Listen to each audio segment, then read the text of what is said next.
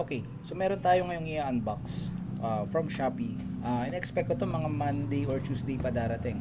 Today is Saturday, so ang bilis, no? Hindi ko na-expect. Dumating na lang siya sa bahay. Sabi ng mother ko may dumating daw na parcel. Okay? So, thank you Shopee. Buksan natin to. Takpan ko lang yung ibang details. Nakasil yan, ha? Takpan ko lang. Okay? So, yan. Sealed yan. No? Diyan mo pa bubuksan.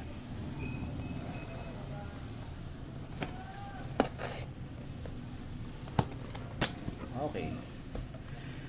Sa loob ng box ay may another box. Ayan. So, kita nyo naman. Bukod sa box, meron pang box sa loob na napapaligiran ng bubble wrap. Okay? So, sobrang secured ng ating item. Yan lang naman. Ayan. So, iingatan ko to. Pwede pa tong magamit sa ibang bagay. Or if I have to put some important gadgets here na kailangan ng safety, maiwas yung mga accidental bumps and drops, pwede dito. Okay? So, hindi ko itatapon or i-discard tong kahon. Pero, for the meantime, lagay ko muna siya sa ilalim. Okay, so, andito na tayo sa main event. Ayan. Dumi ng kamay ko. Galing kasi ako sa labas. And yun nga, nung nakita ko na merong parcel at sinabi sa akin, nagmadali na ako na gawin tong video na to. Okay? Most probably makikita nyo naman sa thumbnail kung ano to, so hindi ko na papatagalin. This is Holy Land Lark M2S. So meron tong ano ba? Ultimate combo for camera, lightning cable, lightning port. This is a microphone na mas maliit sa M2. If you know the Lark M2, magnetic siya. Size lang niya parang ano lang eh. Basta maliit lang 'yun, mga ganyang bilog lang. Magnetic siya. This time, etong Lark M2S is ina-attach siya.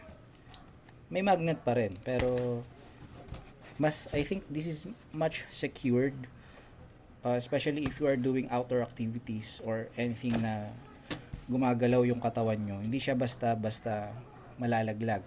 Although of course, matibay naman yung magnet ng M2. Pero iba pa rin syempre yung merong clip. Okay? So, buksan natin. Sobrang excited ako sa item na to kasi parang na-hype nanood ako ng mga videos, ayan, tapos nakikita ko siya sa online. This is the Holy Land Lark M2S. Okay. Ayan. Alam ko yung in-order ko is yung pang USB Type-C lang. Hindi ko maalala kasi hindi ko pa binubuksan ulit yung app. Sobrang excited lang. So, ang laman ng box is yun, may anti-bumps dito na bubble wrap, kahon, tapos yung mismong item na. Okay? So, tabi ulit natin yung kahon. Ayan. You can see Lark M2S. This is original. I suggest na kung bibili kayo ng ganito, meron kasi mga counterfeit. So, mag-ingat kayo dun, no? Naka-plastic pa yan. So, buksan na natin. Although, I'm going to do a different video for the review and the testing. Pakita ko lang sa inyo muna yung unboxing ng item na to. Yan. Tanggalin na natin yung plastic. Alright. Excited na akong buksan. Okay, so, asan ba? Meron siya ditong seal. Ayan. So, ayun, madali namang tanggalin. So, this is plug and play. But I think since this is my first time to use a HoloLens gadget or device, but I think meron tong application na pwede nyong i-install sa phone. Yan, sa phone. Sabagay sa phone naman talaga siya nilalagay. Para siyang parang JBL din and Sony. Yun. Wow. We are here for you. Sana all ay here for you. Okay, so this is after sales card. Looks premium. I think this is the documentation. So lagay natin dito. There's a simple instruction na nakalagay, microphone pickup hole, make sure the microphone pickup hole is facing outward when wearing. Okay, so 1, 2, 3. Then, yung wag nyong gagawin. Okay? So, labas natin. Wow. Ganda.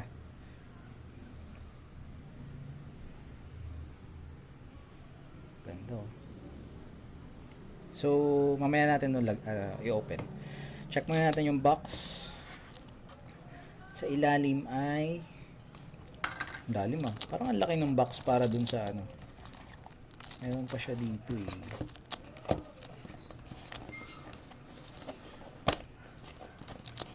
oh, okay. Medyo mahirap lang siya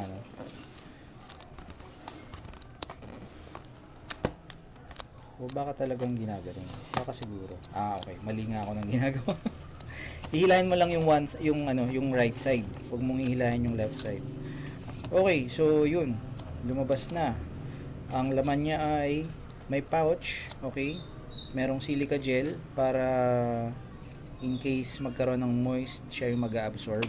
Pero other than that, wala na kayong paggagamitan yan.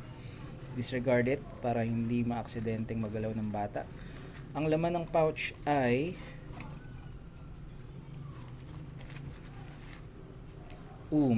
may dead cat dito or windscreen.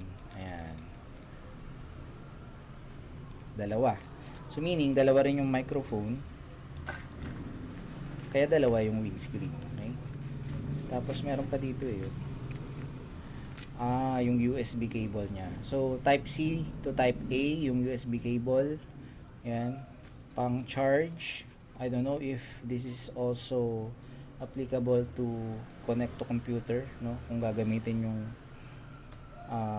mic sa computer yung M2S. I don't know if it will work. So lagay muna natin diyan. Then yun nga, wala nang ibang laman. Okay? So how do I put this? Oops. Ayoko masira yung kahon gets ko na. Okay. Wala nang laman. Yan na yun. So, wala na kayong i-expect sa ilalim. Wala nang hidden items or peripherals. Yun na. Lagay natin yan dyan since iingatan natin yung box. Okay. Okay. So, buksan na natin yung microphone. Hindi ko pa siya magagamit. Ang gamit ko ngayon is Boya M1 wireless lavalier mic. Yan. Medyo madikit. Ayun. Ayos. Then push it down. Kakatakot lang baka malaglag. Medyo mahigpit siya dito pala sa kabilang side dapat.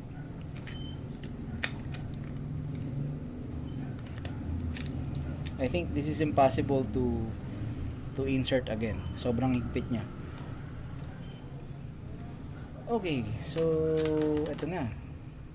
Teka, madumi ata yung kuko ko. Kakahiya naman. So pag open natin ng case, so ang na-order ko lang is yung type C na combo. Wala siya ng ultimate nung para sa camera. Nakalagay kasi sa label ng box is ultimate, pero ang laban lang nito is yung type C receiver, then yung mic, dalawa. So pag i-charge mo siya, lalagay mo lang yung ganun, diba? Hindi na hassle. And this one, lalagay mo lang siyang ganun. I think hindi mo naman kailangan i-charge to kasi it will plug onto the phone, then it will draw the power from the phone. So medyo mababawasan ng konti yung battery nyo, ano.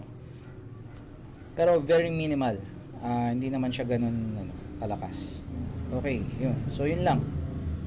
Then dito sa likod is yung USB Type-C port. Yun lang. Wala na. Yeah. That's it. Let's go to the microphone. Lagay natin dito sa gilid. I think hindi ko na i-edit to. Wala na mga sobrang mga transition. Ito na yun. This is the microphone. Ito yung naka-face outside. Then, ito yung nasa loob ng shirt mo.